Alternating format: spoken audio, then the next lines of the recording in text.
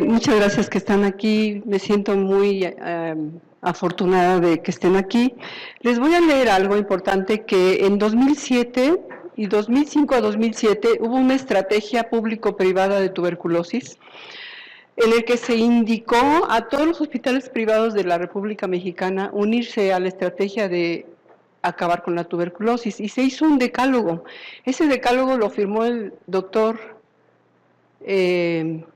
¿cómo se llama el director de este hospital? El top. No, el dueño,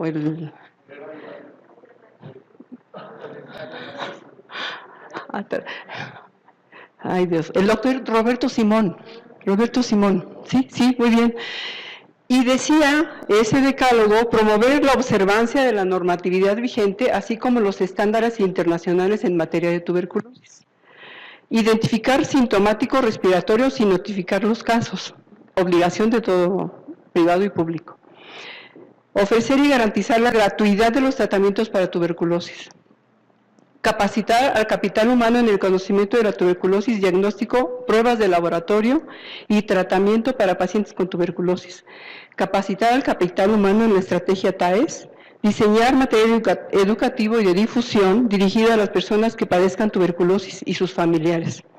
Notificar o referir a las personas que padezcan tuberculosis a las unidades del Sistema Nacional Público y Privado que correspondan. Nombrar representantes para asistir a las reuniones técnicas del Programa de Prevención y Control de Tuberculosis. Establecer sistemas de monitoreo y evaluación que midan el impacto de los acuerdos y avanzar hacia un México sin tuberculosis. Me gustaría preguntarles a ustedes si en esta última década han visto un caso de tuberculosis y lo han notificado, por favor. ¿Alguna experiencia, alguna mano por allí? Nadie. Romeo, al menos uno o varios. Ok, ¿alguien más? Entonces, quizás faltó que viniese la enfermera, que siempre le invito a que venga a estas sesiones, la enfermera epidemióloga del hospital, la que es responsable del reporte epidemiológico de casos. Entonces, bueno, vamos a empezar. Ese decálogo tenía que someterse a un departamento jurídico de las dos áreas, público y privada. Costó como 6 años para que dijeran finalmente que sí. Y por ahí está, guardadito del decálogo. Pero se los comento porque es parte de las iniciativas mundiales de la práctica público-privada en la que la tuberculosis está con nosotros. Este es un reporte que lo pueden leer ustedes, es el reporte global de tuberculosis que sale cada año y estamos todos los que estamos o somos partícipes de las decisiones de la Organización Mundial de la Salud. Y en este mapa, pues, estamos nosotros, lo palidito muestra cuántos casos tenemos por 100,000 habitantes. Lo que es muy importante destacar es que 2 billones de personas en el mundo podríamos estar infectadas de tuberculosis. Se muere un poquito más de 1 millón de personas con tuberculosis y de estas se mueren 200,000 niños al año. Casi todas las muertes graves son tuberculosis coinfectada con VIH, pero hay una amenaza mayor, tuberculosis con diabetes mellitus, que es algo muy delicado, y que ahora ya tenemos diabetes, niños con diabetes y tuberculosis. El 10 al 20% del total de la carga global de tuberculosis puede ser niños, y dependiendo de la región del mundo puede ser hasta 30%. Enfermos, aparentemente 1 millón. Recuerden que de lo que está estimado aquí hay mucho subestimado, hay mucho no notificado. Muertes en niños 200,000 al año, la carga se supone que es del 10%, pero varía mucho. Si ustedes se van a Afganistán, o a Quesijastán, o a Chiapas, o a Baja California, nuestros índices de casos son quizás mayores a los que están en este 10%. Más de 10 millones de huérfanos por defunciones debidas a tuberculosis y VIH están en este momento con problemas nutricionales. Esta es una tabla que nos prestaron de la Dirección General de Epidemiología, en la que son muchas rayitas, pero lo más importante que me gustaría destacar con ustedes es esta línea anaranjada que muestra el número de casos de niños de 15 a 19 años, el número de casos de 1 a 4 años, que es este, como ven ustedes, se ha mantenido pues prácticamente en los últimos 10 años igual, pero lo que ha aumentado muchísimo es el número de casos en adolescentes. Después de los 13 años, el número de casos en tuberculosis ha aumentado, pulmonar y meningia.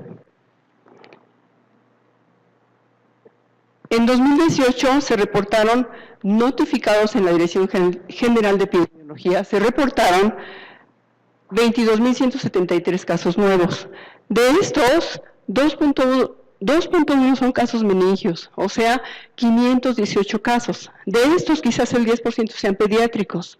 Y de esos pediátricos, la mortalidad es muy alta, porque se están diagnosticando tardíamente, porque no somos sensibles y altamente suspicaces ante la posible evidencia de una tuberculosis meningia.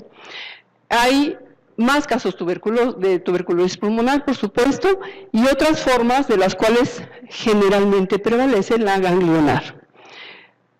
Tenemos casos de farmacoresistencia, sí es cierto, pero no tenemos el problema tan grave como Perú, por ejemplo, o como Rusia, que es verdaderamente grave el problema de resistencia. Estados Unidos, estando tan cerca, pero ellos tienen un problema muy serio de farmacoresistencia porque ellos ya empezaron a usar etionamida en meningitis tuberculosa, lo cual nosotros no hacemos, seguimos con etambutol.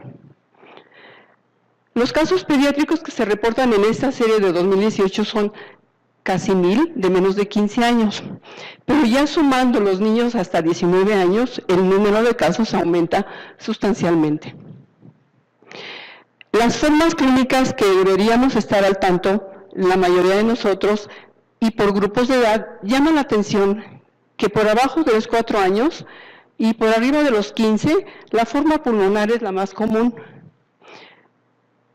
La forma ganglionar le sigue en la etapa escolar y luego la meningia y la miliar se puede combinar en diferentes grupos de edad, pero cuando mueren es más frecuente en menores de 5 años todavía. Y esto lo tenemos viviendo desde hace casi 50 años. Entonces no hemos modificado, y aunque sí es cierto, definitivamente nadie puede negarlo, los casos de tuberculosis, la mortalidad ha bajado sustancialmente en todo el mundo. En México, si atendemos oportunamente a un paciente, si identificamos una tuberculosis grave, como una meningia o una ósea, no se debe morir. Quizás la mortalidad llegue a ser del 2%, pero el problema es esos casos catastróficos que generalmente llegan a un hospital de tercer nivel y que es casi el 27 o 30% y que llegan con secuelas graves y con prácticamente secuelas catastróficas de por vida. La pleural, intestinal y peritoneal, estas, sobre todo la peritoneal, es un reto al diagnóstico clínico. Generalmente en diferentes estadísticas mexicanas, los días en diagnosticar una TB peritoneal es de 2 semanas hasta 3 años, pasando por enfermedades de Crohn, por enfermedades del colon, por tumores malignos y al final termina siendo tuberculosis peritoneal.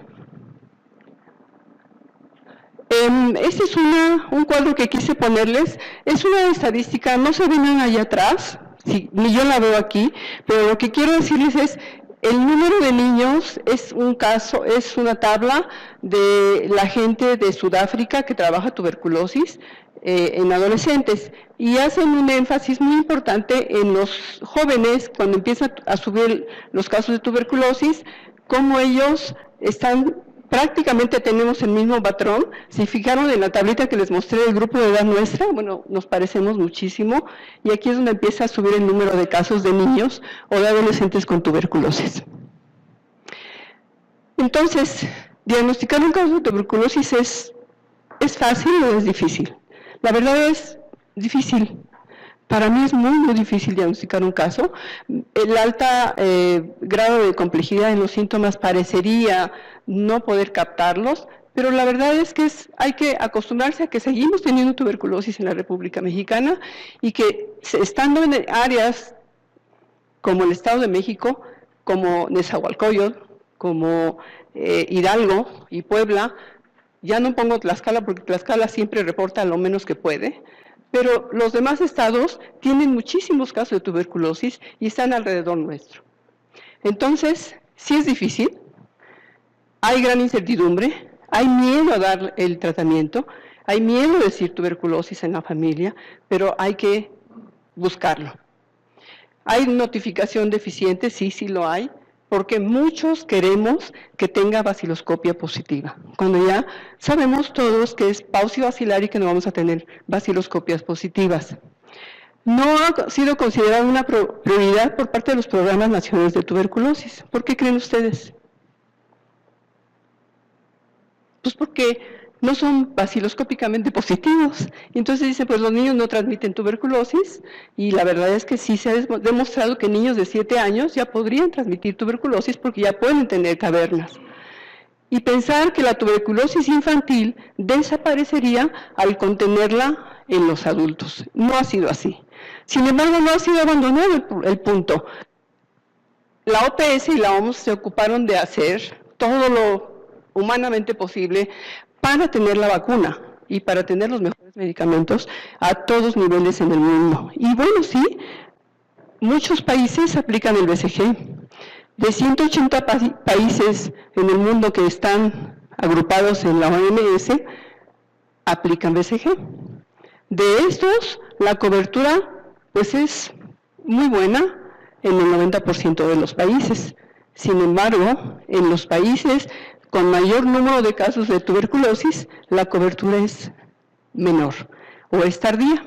Entonces esto, pues se sanearon muchas cosas, se dijo, algo estamos haciendo por tuberculosis infantil, pero no era suficiente. Y entonces, seguimos con problema. ¿Cuál fue el pensamiento? Todo podría ser resuelto con BCG. Y pues, la verdad es que nos ha fallado. El cálculo tiene que ver nutrición, tiene que ver educación, tiene que ver nivel de proteínas que se consumen al día, tiene que ver qué tipo de gobierno tenemos, quién colinda con nosotros, tener o no migrantes, todo eso tiene que ver con el control de tuberculosis, no solamente con BCG. También tiene que ver deficiente investigación de contactos e invertir en capacitación de personal, insuficiente alianza público-privada, como se los había yo dicho al principio. Los programas de salud infantil están desarticulados, es decir, por un lado trabaja promoción a la salud y por el otro trabaja adolescencia y por el otro trabaja infancia. Entonces esa desvinculación ha hecho que el progreso hacia un México libre de tuberculosis sea muy lejano. Y minimizar la infección, porque la infección pues, es la reserva de casos nuevos en el futuro. Recordar rápidamente que es cómo entra nuestro gran amigo Mycobacterium. Te expones con un caso, te infectas, o ni siquiera te infectas, porque no todos los que estamos aquí podríamos ser susceptibles o vulnerables a la infección. Te infectas, hay una respuesta inmune innata. Esa respuesta inmune innata tiene como principal objetivo acabar con las micobacterias que ingresaron a las primeras células de las primeras barreras de nuestro organismo, atravesando la primera barrera, pero nuestro organismo se encarga de agruparla, de envolverla, y a través de los fagosomas y los liposomas y todo lo que hay dentro de una célula, pues se muere el micobacterio.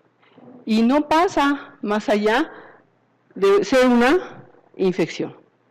Y esa primera respuesta es la respuesta inmune innata que todos podríamos generar.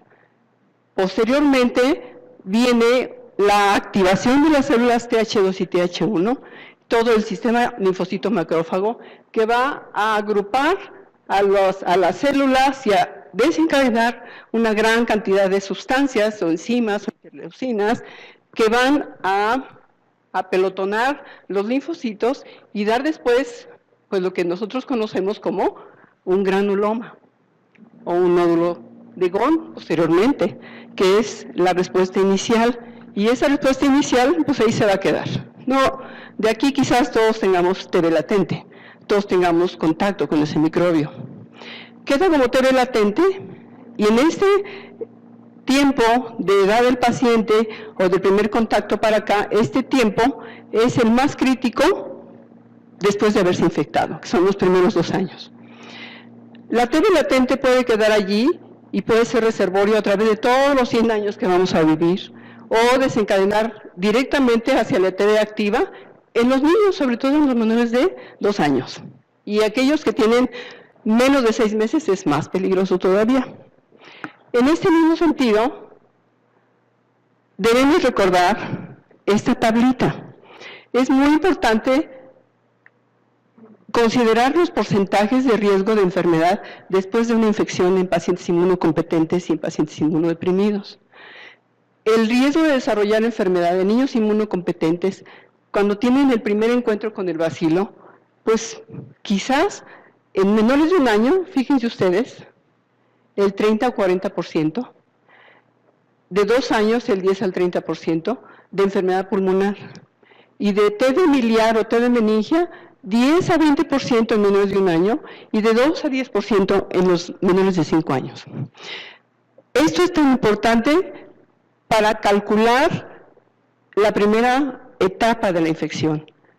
Y luego de 2 a 10 años, fíjense ustedes, si todos estos niños se fueron agolpando y fueron quedando como reservorios o fueron quedando como TB latentes y no hicimos nada, y a lo mejor teníamos un caso de TB y diabetes y no hicimos nada, entonces se van sumando aquí y entonces niños de 2 a 10 años pueden tener enfermedad pulmonar, del 2 al 5, sin enfermedad un alto porcentaje y TB miliar un poquito menos, pero en niños de más de 10 años esto aumenta sustancialmente. ¿Por qué? Primero, tomar en cuenta, el BCG no es eterno, tiene vigencia. El BCG tiene una vigencia de 5 a 8 años, tope 10. Entonces, no vamos a tener protección en toda la infancia. Entonces, los países que aplican todavía segunda o tercera dosis de vacuna tienen protegido al niño porque hacen un refuerzo en la edad escolar. Nosotros, el país suspendió el segundo y tercer refuerzo en 1996, me parece, y todo se fue a diagnóstico y a tratamiento. Entonces, esto es importante porque aquí los que ven adolescentes o escolares tienen una herramienta, viven en México y sí hay que pensar en tuberculosis. Entonces, el diagnóstico de enfermedad tuberculosa dice, bueno, ya, historia clínica como en todo, siempre, bien hecha, bien identificado de dónde viene, si ha sido migrante, si ha viajado mucho, si ha llegado a Estados Unidos, de zonas del sur de Estados Unidos, o viene de zonas de Europa donde hay mucha tuberculosis. Posteriormente debemos hacer una muy buena exploración física y todo lo demás que se los voy a ir detallando.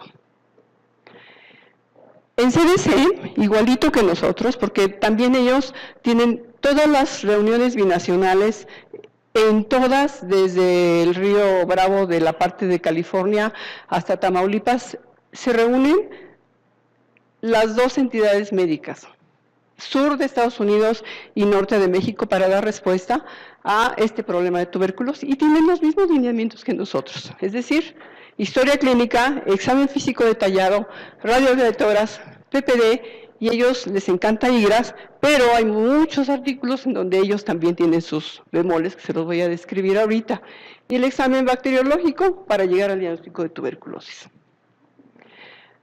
Es importantísimo tomar en cuenta los determinantes sociales y los factores de riesgo. Entonces, los determinantes sociales, todos, ¿tendremos pobreza en México? Pues no, ¿verdad? Yo le decía a alguien hace rato en el elevador, me preguntó, ¿cómo está? Muy bien, incrementó el salario mínimo, bajó el nivel de peligrosidad, hay mucha seguridad, estamos bien. Entonces, bueno, México no ocupa esto, ¿verdad? Bajo nivel educativo, pues ya está la nueva ley de educación, entonces seguimos igual. Alta migración, que estamos verdaderamente, en décadas no habíamos tenido esto tan importante como factor determinante, falta de servicios y difícil acceso a la salud. Y los factores de riesgo, pues todos los que ustedes ven allí. Ahora, de estos factores nos pasamos a aquellos que sean TB latentes y que pueden evolucionar una enfermedad, o aquellos que nunca se han infectado y que pueden infectarse. Entonces, aquellos que son contactos cercanos de un caso activo de tuberculosis que tiene BK positivo, o sea, baciloscopia positiva. Aquellos que tienen menos de 2 años, porque ya dijimos la historia del correr del tiempo, y las condiciones de inmunodeficiencia y la hospitalización reciente. Riesgo de enfermedad, o sea, primero se va a infectar, es aquel que se haya infectado, ¿sí?, que tengan VIH, que tengan cualquier condición como insuficiencia renal, falla renal, diabetes, corticoides o trasplantados. Los trasplantados ahora tienen un programa muy intenso de prevención contra tuberculosis. Entonces, bueno, el interrogatorio va dirigido. ¿Cuál es el motivo de la consulta? Y esto, siempre que pongo esto, me acuerdo del doctor Peñalosa, porque insiste mucho en que primero veamos por qué viene el paciente, a qué lo trae, y después hagamos la historia detallada, ¿sí? Y preguntamos de manera dirigida ya otros antecedentes, si ya le han hecho PPD antes, si ha tenido episodios previos de tos, que yo creo que de los pediatras, nuestra consulta es frecuentemente tos. Y es el signo cardinal de la consulta. Si hay una enfermedad, interrogar cuál, y también dirigirse a indagar aquella enfermedad que pudiera ser extrapulmonar. Si ya hicimos todo esto, es muy seguro que hayamos identificado contacto, que hayamos identificado algún signo o síntoma, y entonces podríamos ir a otras pruebas del laboratorio. Ya hicimos la mejor prueba es la historia clínica, ¿sí? Y entonces estaremos estableciendo un diagnóstico presuntivo. El diagnóstico presuntivo de una tuberculosis meningia, en ese momento que se presume, en ese momento se inicia tratamiento. Se toman muestras y se inicia tratamiento. Signos y síntomas. Algunos artículos hablan muchísimo de tos, y sí quiero mostrarles esta tabla, que es muy padre porque habla de tos, signos y síntomas. Se los voy a poner completa. La triada en los diferentes artículos que reportan tuberculosis pulmonar y contactos de personas con tuberculosis es que tienen, los que tienen tuberculosis, el 74% van a tener tos de más de 3 semanas de evolución, fiebre y un PPD reactor de más de 10 milímetros. Generalmente esto es altamente predictivo. Los casos detectados en estudios de contactos tienden a ser menos sintomáticos. Esto no lo perdamos de vista, porque habitualmente el estudio de contactos hacemos un corte y decimos todos están sanos, se van a su casa y ya no los volvemos a ver hasta el próximo caso de tuberculosis pulmonar. Y la tos, los tipos de tos. Somos expertos en tos los pediatras. Sabemos cuando está tosiendo un niño por un sincicial respiratorio, cuando está tosiendo por tosferina, cuando está tosiendo por asma, cuando tiene un bronquio tapado por un ganglio. O sea, hacemos bien semiología de la tos. Pero si hacemos un poquito más de semiología, podemos definir si es una tos recurrente, si es una tos persistente con empeoramiento, si es una tos aguda, y entonces decidir si ese caso podría ser tuberculosis. Esta serie la publicó el doctor González Saldaña y está publicado en 2 o 3 libros de tuberculosis infantil. Son 87 casos, parecen que no son tantos, pero son casos de TB pulmonar donde destacan lo siguiente. De 87 casos, y yo hice la diferencia, esto lo armé con los datos que leí, menos de 1 año y de niños de más de 15 años.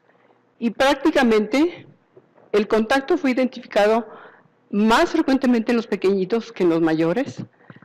Todos tuvieron fiebre y tos, y la conclusión del artículo es que fiebre, tos, PPD, tiene un valor predictivo positivo bueno y una sensibilidad baja. Pero ahí lo tenemos, y llegaron al Instituto Nacional de Pediatría con tuberculosis pulmonar. Eso es el primer nivel de atención. Otros cuadros, este es de Perú, donde tienen muchísimos casos de tuberculosis fármaco resistente, porque han hecho un verdadero... ¿Hay alguien de Perú aquí? No. Usan todo lo que les da la gana para tratamiento de tuberculosis primaria. para el tratamiento de primera vez de tuberculosis. Entonces tienen un franco problema de resistencia de tuberculosis. Entonces ellos tienen muy buenas series, ellos tienen muchísimo dinero para trabajar sobre investigación en tuberculosis fármaco-resistente, porque es considerado un país pobre.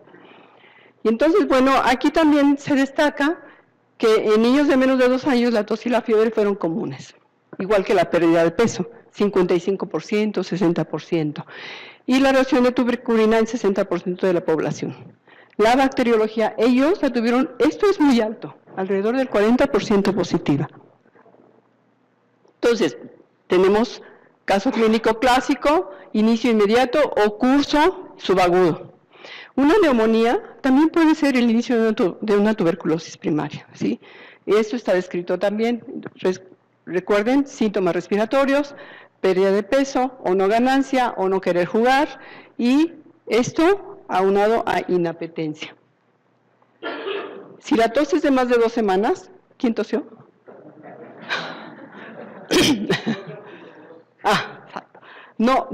Qué bueno que lo dijo el doctor. No necesariamente deben de estar desnutridos, ¿eh? También tenemos tuberculosis. Perdón. En aquellos que tienen ligera dimensión, o sea, exacto, sí. Entonces sí, porque teníamos aquella idea de que solamente el desnutrido, y no. También tenemos aquí, en este hospital, casos de tuberculosis. Entonces, es criterio la tos, ¿sí? La mayoría de nuestros niños van a tener una fiebre de 38, difícilmente de 39, a menos que tenga un componente neumónico asociado a un microorganismo habitual. El 80% de niños mayores infectados son asintomáticos. No perdamos esto de vista. Los escolares y los adolescentes. 50% de lactantes y preescolares presentan signos y radiografía de tórax sugestiva. Y ahí es donde funciona la tomografía pulmonar. Que bueno, puede haber nada de signos, pero puede haber un bacilífero en casa y ustedes lo están identificando. Generalmente los papás, hay muchos papás a los que yo les pregunto directamente en los antecedentes heredofamiliares y en los epidemiológicos, ¿han tenido diabetes o tuberculosis en la familia? Y de veras que de 10 que les pregunto, al menos 8 me dicen que sí ha habido un caso de tuberculosis, pero son los abuelos o los bisabuelos. Entonces esto es importante porque también están abiertos a hablar de tuberculosis. ¿Cuándo se indica prueba terapéutica? Ya dijimos, solamente en TB miliar o TB meningia se toman productos y se inicia el diagnóstico. La exploración física puede ser completamente normal. Y si somos acuciosos, podríamos encontrar ganglios en todas las cadenas posteriores y anteriores del cuello. Y tendríamos que tener algún dato en pulmón, ya sea silbidos, ocupación alveolar, el síndrome del lóbulo medio y encontrar neumonía. Entonces la neumonía puede estar presente junto con tuberculosis entre un 3 a un 23% en diferentes series. Y esto es importante. Este concepto lo aplican en el INER. ¿No hay alguien del INER aquí? En el INER a los adultos les buscaron directamente a aquellos que tenían neumonía, tuberculosis, y encontraron casos de tuberculosis. Eso no lo estamos haciendo en niños. O sea que si llegase un niño con neumonía y le buscamos directamente tuberculosis, encontraríamos de 3 al 23% como principal etiología de neumonía con tuberculosis. Entonces, aunque sea inespecífica, siempre será útil, sobre todo para identificar casos de tuberculosis extrapulmonar. Entonces, este es un artículo que menciona que las neumonías agudas pueden ser también tuberculosis. No perderlo de vista y pensar en la historia clínica cuando tenemos un caso de tuberculosis pulmonar. La tuberculosis pulmonar es una causa directa de neumonía grave, y también predispone a infección bacteriana. O sea, pueden estar combinados y no perder de vista esto. Es muy importante decirles que la tuberculosis pulmonar o tuberculosis como enfermedad sigue siendo de los primeros lugares de mortalidad en el mundo. Está en el 6º lugar en este momento. Y las neumonías siguen siendo un problema muy serio en México. La extrapulmonar. De la extrapulmonar la que más nos debería de preocupar es la TB meningia. La TB ósea porque deja secuelas graves y podría para toda la vida dejar un paciente en el Instituto Nacional de Rehabilitación o el Teletón, cualquiera de los dos.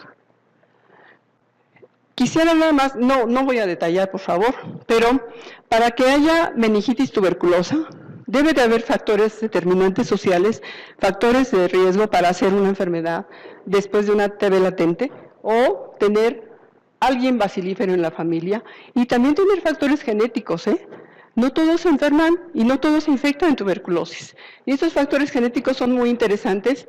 No sé si vino la doctora. Sí vino. Que hay factores genéticos que nos limitan, nos protegen de tener lepra o tuberculosis, y eso es muy interesante.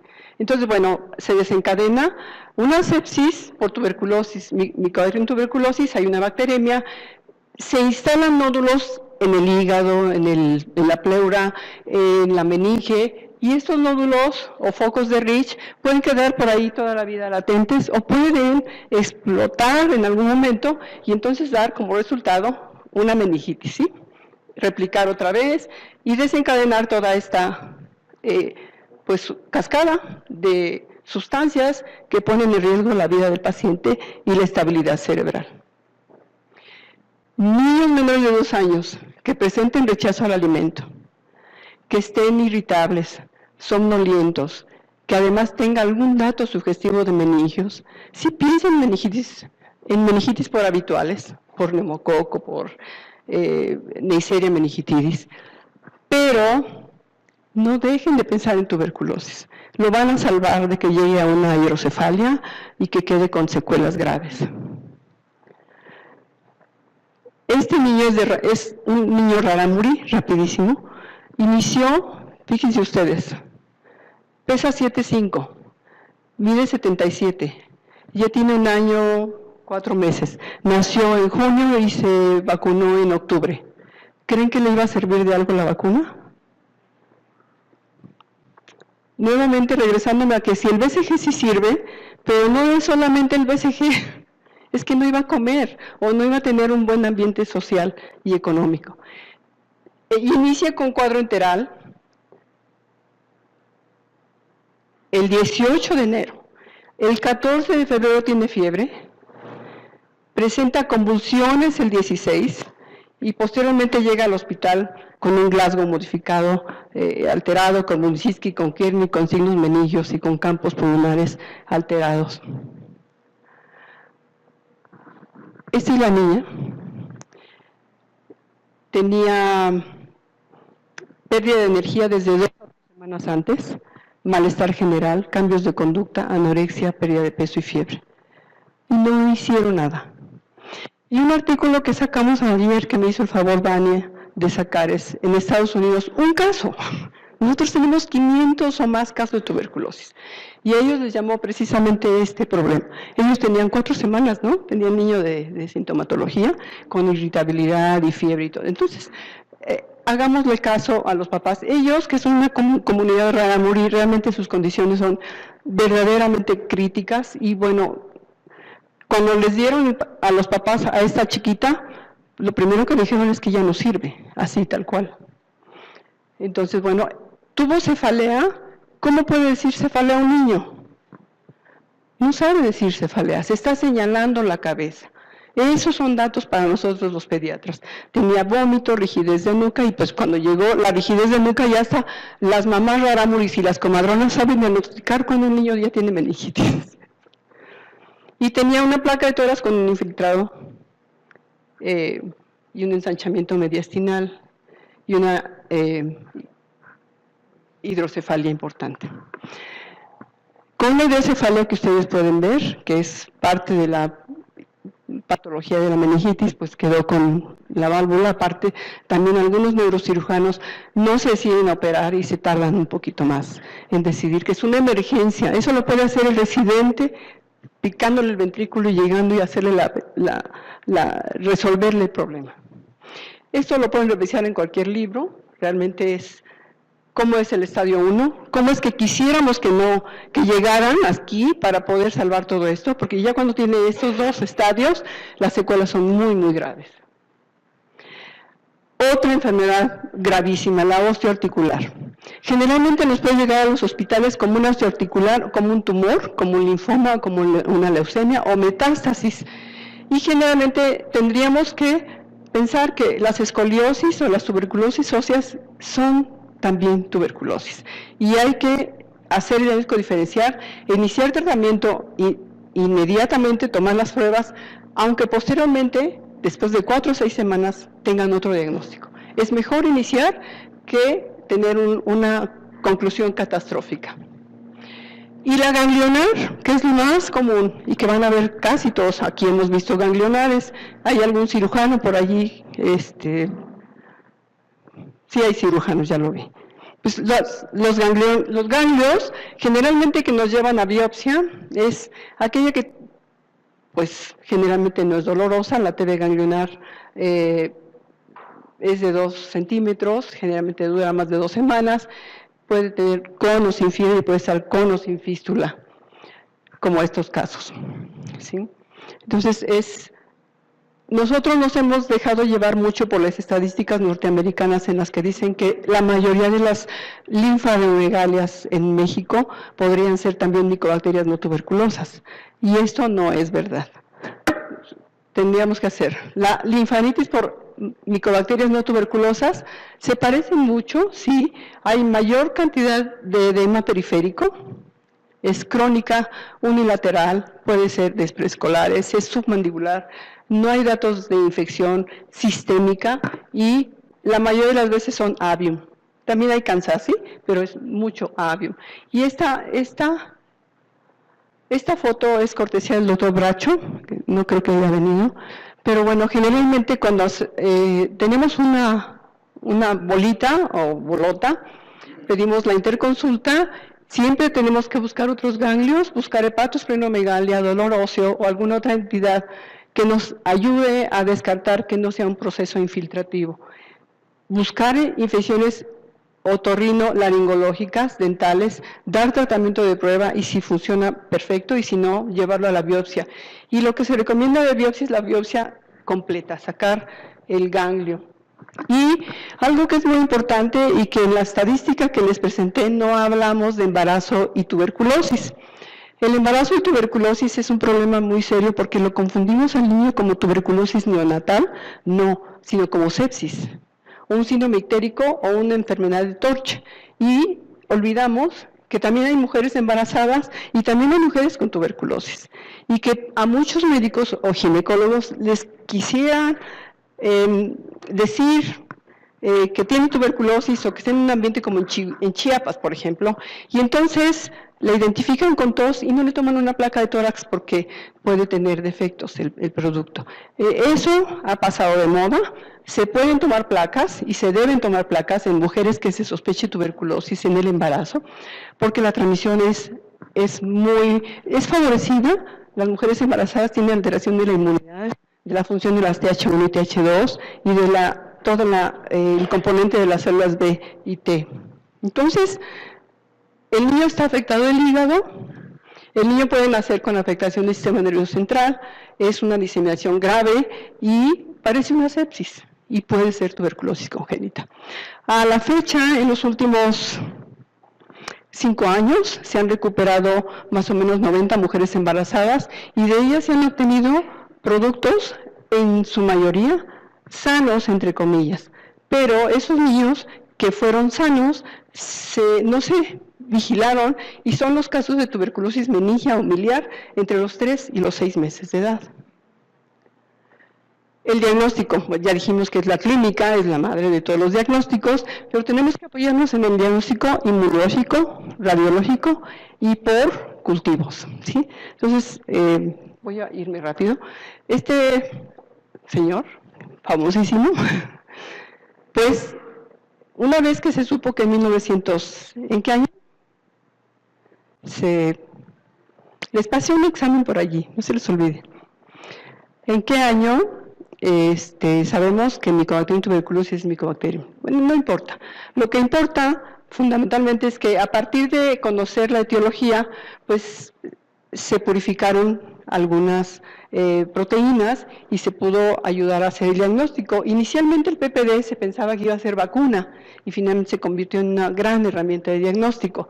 Entonces, bueno, la técnica es intradérmica en el antebrazo, generalmente por estándar en el mundo es el antebrazo derecho, pero puede ser el izquierdo, se aplica a 0.1 mililitros del PPD, que es estandarizado de 5 unidades o de 2 unidades, y se mide la induración de 48 a 72 horas. En todos los casos reactor positivo, indica que ya hubo el encuentro con Mycobacterium tuberculosis, ya sea el encuentro de manera controlada con BCG o el encuentro de manera natural con Mycobacterium ambientales. Entonces, la induración de 5 generalmente es positiva en todos los niños que tengan, o adolescentes, que tengan alguna condición que está aquí, ¿sí? Todos los pacientes con VIH que tengan 5 son considerados si tienen un PPD de este tamaño. Ahora está un poco más favorecido IGRAS, que es una técnica de inmunoensayo que ahorita les vamos a platicar. 10, cualquier niño adolescente sin factores. 10 es bueno considerarlo y buscarle intencionadamente tuberculosis a través de los estudios que les voy a comentar. Hay que investigar enfermedad activa con algunos otros estudios que le acompañen. ¿Y quiénes son los candidatos? Actualmente los candidatos estudiantes que van a Estados Unidos les solicitaban el PPD, ahora les solicitan IGRAS. Pero el PPD sigue siendo un estudio barato y que pues puede ayudar. Entonces, todos los que vamos a estudiar, que son contactos, deben de ser revisados clínicamente, pedir una placa de tórax lateral y si tienen datos de enfermedad activa, se debe completar el estudio apoyado en el laboratorio a través de búsqueda de bacteria en jugos o líquidos. Cuantiferón, ELISpot, PPD, cualquiera de estas aumenta el rendimiento de la sospecha del contacto con Mycobacterium tuberculosis. Si el PPD no es reactor, puede tener muchas posibilidades de por qué no es reactor. Una de ellas es la técnica, otra es que el paciente tenga una tuberculosis sistémica grave y que realmente, o el biológico estaba caducado, etcétera. Pero si lo apoyamos con IGRAS, en fin, nos vamos a ayudar. No sustituye el IGRA, la prueba cutánea de PPD. En muchos artículos, la misma Academia Americana de Pediatría, nosotros en el Programa Nacional de Tuberculosis, llegamos al consenso y por muchas lecturas de casos aislados, publicados, pues de que si tienes PPD, hazlo. Si no puedes o no tienes suficiente para interpretarlo, pues haz IGRAS y apóyate en otras pruebas de laboratorio. Entonces, PPD e IGRAS en comparación, ¿se puede aplicar el PPD en todas las edades? Sí, en todas. En IGRAS, en más de 2 años, para menores de 2 años está cuestionado todavía su sensibilidad y especificidad. Es mejor el PPD, fíjense ustedes. Y en niños de más de 5 años también está estudiado con mayor asertividad en los estudios que están publicados. Entonces, bueno, más de 2 años mejor, más de 5 años mejor, menor de 5 años PPD y se pueden sumar, lo sumamos. Hay reacción cruzada con BCG o micobacterias no tuberculosas. El PPD es sí, le puse esas interrogantes allí porque ya les platicaba yo que el BCG tiene una vigencia, ¿sí? No podemos estarle atribuyendo ese PPD a la historia del BCG. Pues el BCG perdió vigencia entre unos 8 años y si un niño tiene PPD reactor, ese niño tiene contactos recientes con micobacteria en el ambiente. Y entonces podríamos tener una alta posibilidad de estar diagnosticando a un niño con tuberculosis activa. IGRAS, por supuesto, quien vende IGRAS dice que no tiene nada que ver con BCG, ni con MNT. Sin embargo, sí se ha visto que podría tener reacción cruzada con las micobacterias no tuberculosas. Sensibilidad, Vean ustedes qué tan parecidos. Especificidad, pues obviamente pues, le gana tantito, pero en tantos artículos que hay, dices, bueno, pues, ¿cuál es la gran diferencia? Especificidad y sensibilidad del PPD. Y la variabilidad, ahí es donde siempre el PPD tiene sus bemoles. Si yo lo aplico mal, si está mal mi reactivo, si lo leo mal, porque también hay variabilidad entre observador y observador. Hay uno que lee 8 y hay otro que lee 10. Entonces, generalmente, cuando leemos un PPD, se debe pedir que lo lean al menos 3 personas. Y esa lectura va a ser ya con mayor certeza, y puede haber variabilidad entre observador, entre los 3, de 2 a 3 milímetros, hasta 4. Entonces, se vale eso. ¿Permite diagnosticar enfermedad? Pues no. Ninguna de las dos permite o da el diagnóstico de enfermedad. Ninguna. Nada más da, me puse en contacto con Mycobacterium. ¿Punción venosa? Pues no, aquí sí. El costo, un PPD cuesta barato, porque el frasquito cuesta 800 pesos. Una prueba vale 80. Póngale ya después la consulta al pediatra y algunos lo venderán en 2,000. Pero cuesta 80 centavos, 80 pesos. Y el IGRAS, 5,000 o más. ¿Ya cómo lo vende el doctor Mayer? Infraestructura. No necesita gran infraestructura el PPD, IGRAS sí, y controles de calidad para no contaminar las pruebas. Tiempo, más tiempo aquí, menos tiempo aquí. Y los falsos negativos en pacientes inmunodeprimidos, los dos. ¿Sí? Tomen su nota y decidamos. Ahora, sí, me paran cuando tenga que parar, ¿sí? En detección de VIH, todo paciente que tiene tuberculosis debe llevarse el escrutinio a VIH, todos. Y de diabetes igual, y al revés, diabetes y tuberculosis, o tuberculosis y diabetes. Porque está incrementando sustancialmente y dramáticamente el diagnóstico de TB y diabetes. Entonces, vean ustedes, esto es de programa. La cobertura de detección de VIH en los casos se ha progresado, era de 88, es ahora mejor, 92, y el positivo de los que se testaron es el 10.9%. Y de diabetes mellitus, conocidos con detección de tuberculosis, hasta el 31.6%. Es importantísimo cómo está creciendo esto. Y no solo eso, sino que también la farmacoresistencia es más común en los diabéticos. Y ahora en los niños con diabetes también. Entonces, referencia para los pacientes de enfermedad grave, todos son miliares, meningias, derrames, meningitis socioespecular, deben de verse a un segundo o tercer nivel de atención. Se debe identificar el caso índice en cualquier nivel de atención. No se vale decir, yo estoy en tercer nivel de atención y a mí no me corresponde hacer estudio de contactos o notificar, a todos nos corresponde. Iniciar el estudio de contactos y mantener la comunicación entre los niveles de atención. Bueno, todos queremos cero tuberculosis y la verdad es que son estrategias que salen en los diferentes momentos en la Organización Mundial de la Salud, y lo que se trata de insistir es que no perdamos las oportunidades. Aquí dice no perder la oportunidad en el diagnóstico y tratamiento de la tuberculosis para no tener casos catastróficos como las meningitis o las tuberculosis óseas. La baciloscopía, me voy a pasar porque realmente ya nos falta. Es muy importante hacer las baciloscopías cuando se puede. Ese es el rendimiento de las baciloscopías. Generalmente el rendimiento de 2 muestras es muy bueno. En los niños no vamos a tenerlos. Los cultivos, todas las muestras deben ser enviadas a cultivo. Líquido pleural, líquido cefalorraquídeo, líquido de articulación, todos los ganglios también deben de ir a cultivo.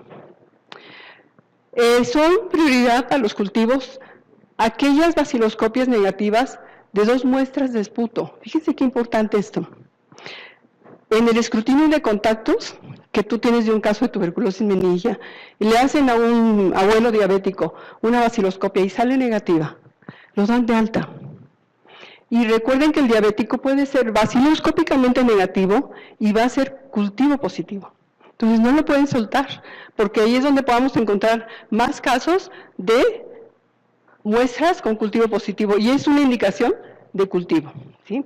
Los niños, todos los niños deben de cultivarse, todas las tuberculosis extrapulmonares, y aquellos que les tomaron jugo gástrico, todos los que les tomaron jugo gástrico, aspirado gástrico, orina, para cultivo, y todos los inmunodeprimidos con VIH deben ser cultivados, y los pacientes que tienen antecedente de haber tenido un tratamiento previo de tuberculosis, porque probablemente sean fármacoresistentes y que tengan contacto con farmacoresistencia.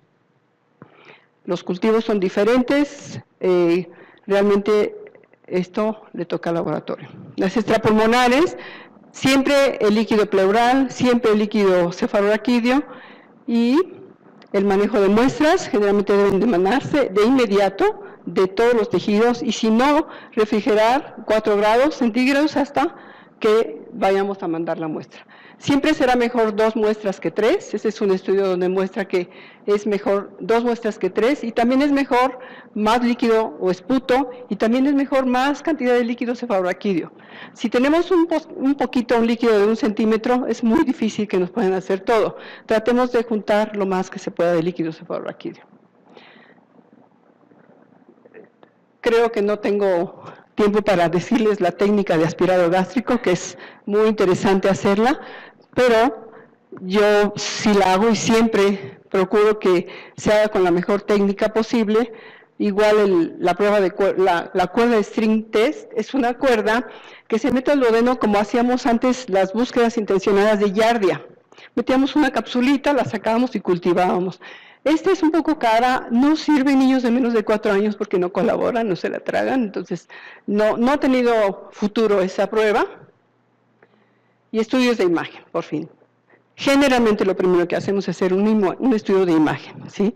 Su primera prueba es la clínica, luego su prueba de imagen. Entonces, la prueba de imagen, la radiografía, que aquí está el doctor Takenaga, no sé si me vaya a ayudar.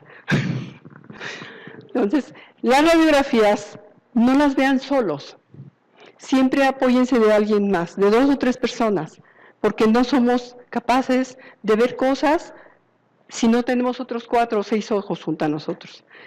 Ni los expertos que dicen que son expertos, nadie es experto en nada, y yo creo que en imágenes siempre apóyense de alguien más, que sean cómplices de ustedes, ni modo. Entonces, la radiografía de tórax, por ejemplo, esta radiografía que le ven, el mediastino está ensanchado, dice el doctor, ¿sí? Entonces me voy a avanzar.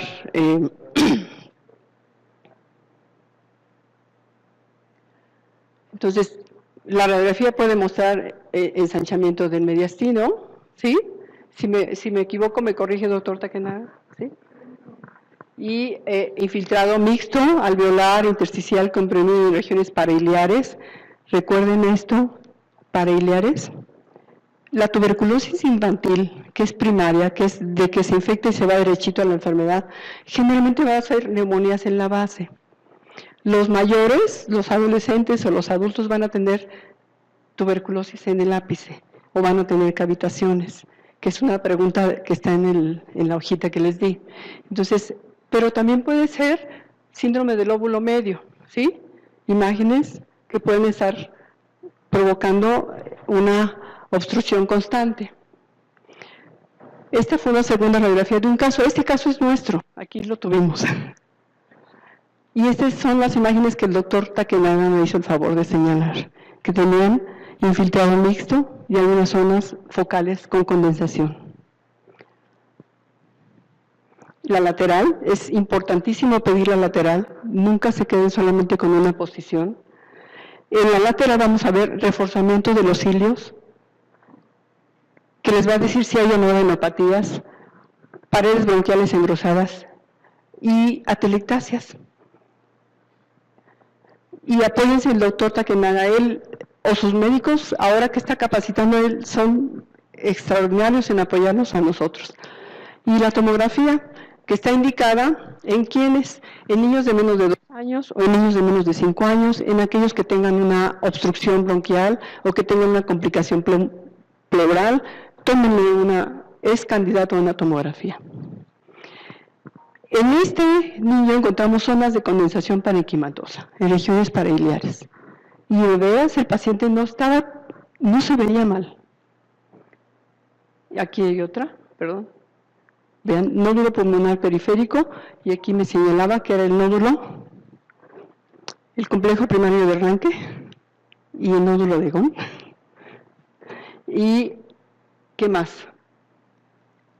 Entonces, dificultades en las radiografías, las técnicas pueden ser adecuadas, no se solicita la lateral, las lecturas no son confiables porque no sabemos ver placas, o porque no las queremos ver, o porque no nos asociamos con alguien que nos ayude a verlas. Entonces, salvo excepciones, la tuberculosis tiene imágenes típicas. No hay patognomonia en la tuberculosis. Entonces, tuberculosis primaria, ya les comenté, donde va a haber las imágenes. La cavitación no es común en la tuberculosis primaria, que es los niños. La neuropatía es común en los niños y VIH. La imagen miliar es muy común en los niños. Y la distribución en cualquier lóbulo puede ser tuberculosis primaria. Y la tuberculosis miliar en todos los casos, ¿sí? Estos son hallazgos que sugieren que haya tenido alguna vez tuberculosis. Es fibrosis o es calcificaciones, granulomas, engrosamiento apical, son datos de tuberculosis antiguas y probable reinfección o reactivación. Todas las personas con radiografías sugestivas de ocupación alveolar o de espacios ocupados o nódulos, pídanle el protocolo de tuberculosis, a veces antes del linfoma, a veces antes de leucemia, o paralelo. Reactivación postprimaria, consolidación del espacio, cavitación, distribución endobronquial, puede haber broncoestenosis, tuberculomas y derrames pleurales, ¿sí? Entonces, son patrones típicos de reactivación de una tuberculosis y puede verse en un adolescente o en un anciano que tiene nietos y que ahora es muy común que nuestros niños sean cuidados por ancianos. Bueno, nos pasamos a tomografías, que es muy importante hacer el estudio de inmediato en cuanto llegue el paciente con sospecha de meningitis bacteriana por gérmenes habituales. Si tiene hidrocefalia, piensen primero en tuberculosis, luego en tumor. Es muy poco probable que tenga meningitis bacteriana por habituales, por neumococo, por ejemplo, porque la hidrocefalia se desarrolla muy tarde. Y si tiene hidrocefalia ahora es otra causa, y puede ser tuberculosis. O hongos. Entonces, ¿en qué momento se hace la tomografía? Aquí no se va a leer nada hasta allá abajo, atrás, pero la tomografía se hace cuando se tiene alta sospecha de tuberculosis intratorácica, ¿sí? Y la placa de tórax es normal.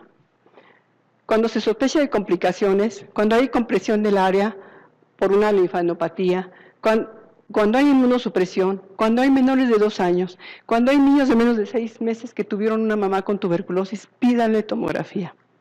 Ya voy. Molecular Expert. Aquí tenemos Expert.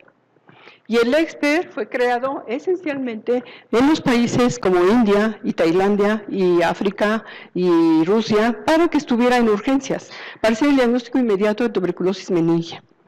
Allí, en la cama del paciente, la toma de líquido y la meter inmediatamente. ¿Sí? Esa prueba se puede hacer aquí, pero lo tienen nada más los terceros niveles de atención. ¿Cuál es la sensibilidad de las diferentes pruebas? Tamizaje de la tos, ya hablamos, tiene buena especificidad. Tamizaje de cualquier síntoma, a medias para arriba. La radiografía tiene muy buena sensibilidad. La baciloscopia tiene buena, aquellos que son positivos, y el Expert, muy buena, es cara y ayuda al diagnóstico de tuberculosis pleural o líquido cefalorraquídeo. ¿No vean esto? Que son las sensibilidades de las pruebas de biología molecular. Estos son los equipos que tenemos para Expert, que están aquí, que pueden ir a verlos, son chiquititos. Ahora hay el Mega Expert y el Ultra Expert, que puede servirnos. Entonces, lo que quiero mostrar en esta diapositiva nada más es que adenosina desaminasa es una prueba enzimática que ayuda al diagnóstico de tuberculosis meningia y de derrame por tuberculosis, y tiene muy buena sensibilidad y especificidad, sobre todo si tiene estos niveles de estas unidades. Los tratamientos, apréndanse nada más los del grupo 1, grupo 2, grupo 3, grupo 4 o grupo 5. El grupo 1 es lo que debemos usar todos, isoniazida, rifampicina, piracinamida y etambutol. El grupo 2 ya es de segunda línea la amicacina, streptomicina, kanamicina y caprio, todos son inyectables. El grupo 3 es de segunda línea también, el grupo 4 es de segunda línea también, y esos son el grupo 5 es la tercera línea de medicamentos que estamos usando para tuberculosis. Las dosis y todo lo demás se pueden consultar en cualquier parte, pero es muy importante que veamos que nosotros no usamos etionamida para tuberculosis meningia, y no usamos tampoco un antifímico de segunda línea como primera línea. Sin embargo, algunos hospitales han utilizado levofloxacino o moxifloxacino para iniciar tratamiento de algunos pacientes que sospechan monoresistencia isoniazida. Ojo, eso se tiene que proponer al Comité de Vigilancia de Tuberculosis. ¿Cuáles son nuestros compromisos? Mi compromiso con ustedes es que no se hayan dormido, que por lo menos hayamos, pues como que darles una invitación a que se lea más de tuberculosis, que piensen en ella, capacitar al personal, hacer PPD, talleres de PPD y rayos X. Esto es muy importante, las radiografías, verlas entre muchos es mejor, involucrar todos los programas de salud, disponibilidad de mejores pruebas de diagnóstico para todos los niveles de atención, mejorar la toma de muestras. No sabemos tomar jugo gástrico, no sabemos tomar aspirador bronquial, y eso sí tenemos que mejorarlo muchísimo. Mejores esquemas de prevención y tratamiento. Para farmacoresistencia, yo no me voy a ocupar en farmacoresistencia, pero sí debo decirles que en África se usan hasta 5 o 6 fármacos para prevención de tuberculosis en contactos de farmacoresistencia. Aquí no lo hacemos, pero podrían leer que se usa. Hemos usado rifampicina, isoniazida. Los esquemas más largos son 6 meses, hay esquemas cortos propuestos de rifampicina y isoniazida de 3 meses, lo cual es muy agradable porque hay más apego. Y las vacunas, no tenemos vacunas buenas, solo BCG, no nos queda otra, hay que seguir aplicando BCG. Y va a haber algunas nuevas que son de recombinantes y que posiblemente funcionen para aquellos que ya son TB latentes, que ya tengan el encuentro con Mycobacterium. El diagnóstico de tuberculosis infantil, pues se fundamenta en antecedentes epidemiológicos, historia clínica, análisis de curva de crecimiento y desarrollo. No está justificado diferir tratamiento o prevención si no hay PPD, rayos X y pruebas de laboratorio, no, y menos si están entre áreas donde hay alta endemicidad. Notifiquen todos los casos. Los adolescentes son más vulnerables de suspender el tratamiento, se hacen más resistentes, porque además hay que darles tratamiento para enfermedades de transmisión sexual. Es muy interesante la vulnerabilidad del adolescente. Muchas gracias.